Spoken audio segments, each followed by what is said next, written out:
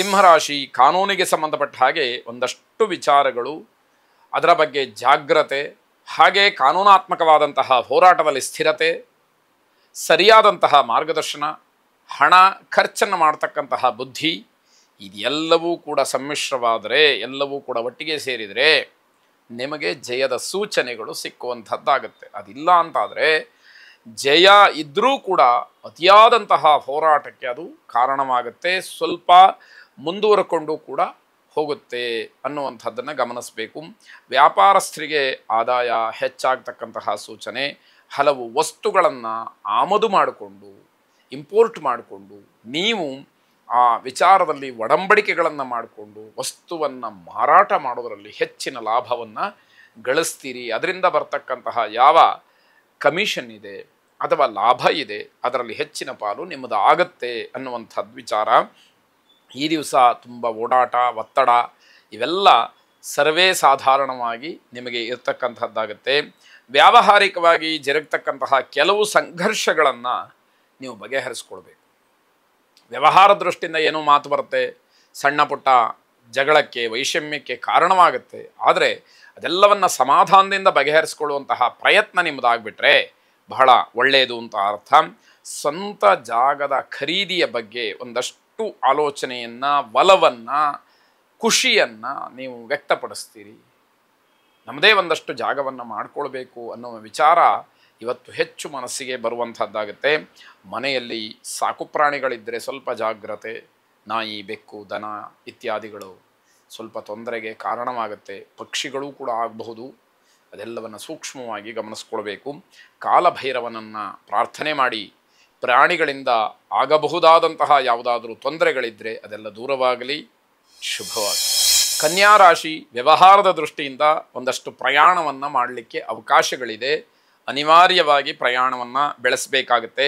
ನೌಕರರಿಗೆ ಮೇಲಧಿಕಾರಿಗಳಿಂದ ಒತ್ತಡ ಬರಬಹುದು, ಅವರ ಬೆಂಬಲವೂ ಸಿಕ್ಕತ್ತೆ. ಹಾಗಾಗಿ ನಿಮ್ಮ ಕೆಲಸದಲ್ಲಿ ಉತ್ಸಾಹ ಇರುತ್ತೆ, ಆದರೆ ದೈಹಿಕವಾಗಿ, ಮಾನಸಿಕವಾಗಿ ಒಂದಷ್ಟು ಒತ್ತಡದ ಬೇಸರವೂ ಕೂಡ ನಿಮ್ಮನ್ನು ಕಾಡುವಂಥದ್ದಾಗುತ್ತೆ.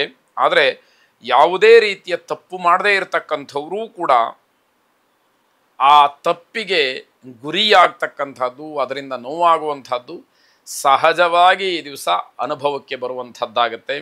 ನಿಮ್ಮ ಕೆಲಸದಲ್ಲಿ ನಿಮಗೆ ಏನೇ ಜಾಗ್ರತೆ ಇರಲಿ, ನೀವು ಎಷ್ಟೇ ಪರಿಶುದ್ಧವಾಗಿರಲಿ, ಎಷ್ಟೇ ಪ್ರಾಮಾಣಿಕರಾಗಿರಲಿ, ಮೇಲಧಿಕಾರಿಗಳು ಮತ್ತು ಕೇಳಿದಂಥವರಿಗೆ ಪುನಃ ಪುನಃ ಅದನ್ನು ಸಾಬೀತುಪಡಿಸಬೇಕಾದಂತಹ ಒಂದು ಸಂದರ್ಭ ಹೆಚ್ಚಾಗಿ ಬರುತ್ತೆ ಅನ್ನುವಂಥದ್ದನ್ನು ಗಮನಿಸ್ಕೊಳ್ಳಿ.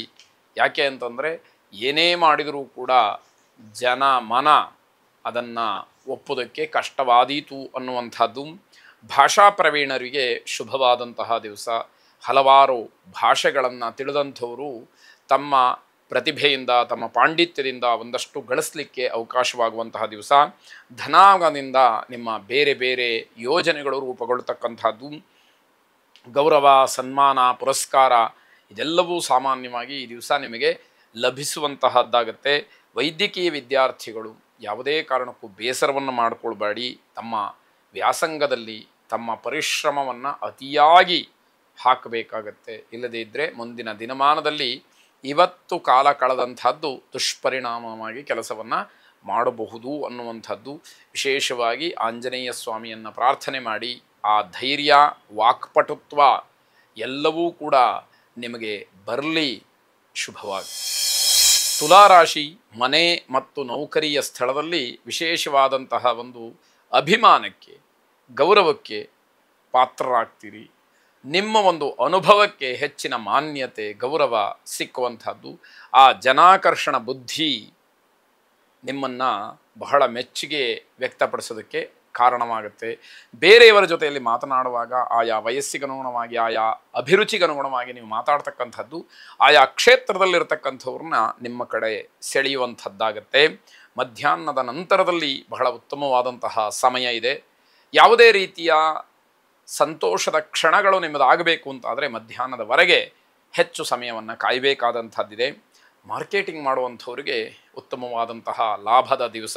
ಜೊತೆಗೆ ದೈಹಿಕವಾಗಿ ತುಂಬ ಆಯಾಸವಾಗ್ತಕ್ಕಂಥದ್ದು ಅಲ್ಲಿ ಕಾಣುತ್ತೆ.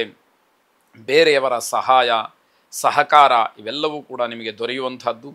ಹಣದ ಸಮಸ್ಯೆಗಳು ಏನೇ ಇದ್ದರೂ ಕೂಡ ಈ ದಿವಸ ಬಗೆಹರಿಯುವಂಥದ್ದಾಗತ್ತೆ. ವಿದ್ಯಾರ್ಥಿಗಳು ಹೆಚ್ಚಿನ ಅಭ್ಯಾಸ ಮಾಡೋದಕ್ಕೆ ಮನಸ್ಸು ಬರೋದಿಲ್ಲ.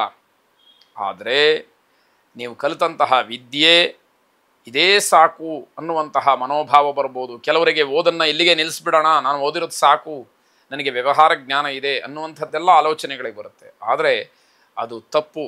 ತಾತ್ಕಾಲಿಕವಾಗಿ ಏನೋ ಯಾವುದನ್ನೋ ನೋಡಿ ನಿಮಗೆ ಖುಷಿ ಆಗ್ಬೋದು. ಜೀವನದ ಒಂದು ಹಂತವನ್ನು ತಲುಪಿದಾಗ ನಿಮ್ಮಿಂದಾದಂತಹ ತಪ್ಪಿನ ಅರಿವು ನಿಮಗಾಗುತ್ತೆ. ಆಗ ಕಾಲ ಮಿಂಚಿ ಹೋಗಿರುತ್ತೆ, ಏನೂ ಮಾಡೋಕ್ಕೆ ಬರೋದಿಲ್ಲ. ಆದ್ದರಿಂದ ಬೇರೆ ಎಲ್ಲ ಆಲೋಚನೆಗಳನ್ನು ದೂರ ಮಾಡಿ ಎಲ್ಲವುದನ್ನು ಮರೆತು ಓದಿನ ಬಗ್ಗೆ ಗಮನವನ್ನು ಕೊಡಿ. ಪರಿಪೂರ್ಣವಾದಂತಹ ವಿದ್ಯಾವಂತರಾಗಿ ಆನಂತರದಲ್ಲಿ ನಿಮ್ಮ ನೌಕರಿ, ನಿಮ್ಮ ಜೀವನ ಶೈಲಿ ಇವೆಲ್ಲ ಪ್ರಾರಂಭವಾಗಲಿ ಅನ್ನುವಂಥದ್ದು ಹಾರೈಕೆ. ಅಯ್ಯಪ್ಪ ಸ್ವಾಮಿಯನ್ನು ವಿಶೇಷವಾಗಿ ಪ್ರಾರ್ಥನೆ ಮಾಡಿ. ಶುಭವಾಗಿ. ವೃಶ್ಚಿಕ ರಾಶಿ, ನಿಮ್ಮ ಕೆಲಸದ ಬಗ್ಗೆ ವಿಶೇಷವಾದಂತಹ ಒಂದು ಆಸಕ್ತಿ, ಆತ್ಮವಿಶ್ವಾಸ ನಿಮಗೆ ಮೂಡುವಂಥದ್ದು. ಅದರಿಂದ ಕೆಲಸದ ಗುಣಮಟ್ಟ ಹೆಚ್ಚಾಗತ್ತೆ ಎನ್ನುವಂಥದ್ದು. ತಮ್ಮನ್ನು ತಾವು ಸಮರ್ಥನೆ ಮಾಡಿಕೊಳ್ಬೇಕಾದಂತಹ ಪ್ರಸಂಗ ಬರುತ್ತೆ. ಯಾವುದೋ ಒಂದು ಜವಾಬ್ದಾರಿಯನ್ನು, ಕೆಲಸವನ್ನು ನಿಮಗೆ ವಹಿಸಿದಾಗ ನಾನು ಈ ಕೆಲಸವನ್ನು ಸರಿಯಾಗಿ ಮಾಡಿದ್ದೀನಿ ಅಂತ ಹೇಳಿ ಮತ್ತೆ ಮತ್ತೆ ಸಾಬೀತು ಮಾಡಬೇಕಾದಂತಹ ಅನಿವಾರ್ಯತೆ ನಿಮಗೆ ಆಗ್ಬಿಡುತ್ತೆ. ನಿಮ್ಮ ಕೆಲಸದ ಗುಣಮಟ್ಟ ಏನೇ ಚೆನ್ನಾಗಿದ್ರೂ ಕೂಡ ಅದನ್ನು ಬೇರೆಯವರು ಒಪ್ಪಿ ಹೌದು ಅಂತ ಹೇಳುವವರೆಗೂ ಕೂಡ ನೀವು ಅದನ್ನು ತೋರಿಸ್ತಾನೆ ಇರಬೇಕಾದಂತಹ ಪರಿಸ್ಥಿತಿ ಬರಬಹುದು ಅಂತ ಅರ್ಥ. ಕಾಲಿನ ಸಮಸ್ಯೆ ನಿಮಗೆ ಕಾಡಬಹುದು, ಸ್ವಲ್ಪ ಜಾಗ್ರತೆ ವಹಿಸಿ. ನಿಮಗೆ ಈ ದಿವಸ ಒಂದು ರೀತಿಯಲ್ಲಿ ಸಮಸ್ಯೆ ದಿವಸ ಅಂತಲೇ ಹೇಳಬೇಕು. ಯಾಕೆ ಅಂತಂದರೆ ಒಂದಾದ ಮೇಲೊಂದು ಮತ್ತೆ ಮತ್ತೆ ಸಮಸ್ಯೆಗಳನ್ನು ನೋಡಬೇಕಾದಂಥದ್ದಿರುತ್ತೆ. ಕೆಲವು ಹವ್ಯಾಸವನ್ನು ನೀವು ವೃತ್ತಿಯಾಗಿ ಪರಿವರ್ತನೆ ಮಾಡ್ಕೊಂಡ್ಬಿಡ್ತೀರಿ. ನಿಮ್ಗೆ ಯಾವುದೋ ಒಂದು ಹವ್ಯಾಸಕ್ಕೆ ಏನೋ ಕಲ್ತಿರ್ತೀರಿ ಅಥವಾ ಏನೋ ಗೊತ್ತಿರುತ್ತೆ, ಅದನ್ನೇ ವೃತ್ತಿಯಾಗಿ ನೀವು ಮುಂದುವರಿಸ್ಕೊಂಡು ಹೋಗ್ತಕ್ಕಂತಹ ಮನೋಭಾವಕ್ಕೆ ಬಂದುಬಿಡ್ತೀರಿ ಅಂತ ಅರ್ಥ. ಯಾವುದೇ ಕಾರಣಕ್ಕೂ ಕೂಡ ಗಲಾಟೆಗಳಲ್ಲಿ ಭಾಗಿಗಳಾಗಬೇಡಿ, ಜಗಳವನ್ನು ಮಾಡಿಕೊಳ್ಬೇಡಿ. ತಾಳ್ಮೆಯಿಂದ ಏಕಾಂಗಿಯಾಗಿ ಪ್ರಶಾಂತವಾದಂತಹ ಸ್ಥಳದಲ್ಲಿದ್ದರೆ ಅದು ನಿಮಗೆ ಇವತ್ತಿಗೆ ಕ್ಷೇಮ ಅಂತ ಹೇಳಬೇಕಾದಂಥದ್ದು. ಪ್ರಮುಖ ವ್ಯಕ್ತಿ ಅಂತ ಹೇಳಿ ನೀವು ಬಿಂಬಿತವಾಗಿದ್ದರೂ ಕೂಡ ಕೆಲವು ಕೆಲಸದಲ್ಲಿ ನಿಮ್ಮ ಕಷ್ಟ ನಿಮಗೆ ಮಾತ್ರ ಗೊತ್ತು, ಬೇರೆ ಯಾರ ಜೊತೆಯಲ್ಲೂ ಕೂಡ ಹೇಳ್ಕೊಳ್ಳೋದಕ್ಕಾಗೋದಿಲ್ಲ. ಅನುಭವಿಸೋದು ಬಹಳ ಕಷ್ಟವಾದೀತು. ಜಾಗ್ರತೆಯಿಂದ ವರ್ತನೆಯನ್ನು ಮಾಡಬೇಕು. ಸಮಾಧಾನ ಈ ದಿವಸಕ್ಕೆ ನಿಮಗೆ ಸಿಕ್ಕಬೇಕಾದಂತಹ ದಿವ್ಯೌಷಧ. ಎಲ್ಲಿ ನಿಮಗೆ ಸಮಾಧಾನ, ನೆಮ್ಮದಿ ಅಥವಾ ತಾಳ್ಮೆ ಇರುತ್ತೋ ಆ ಜಾಗವನ್ನು ನೀವು ಅರಸಿಕೊಂಡು ಹೋಗಬೇಕಾದಂಥದ್ದು.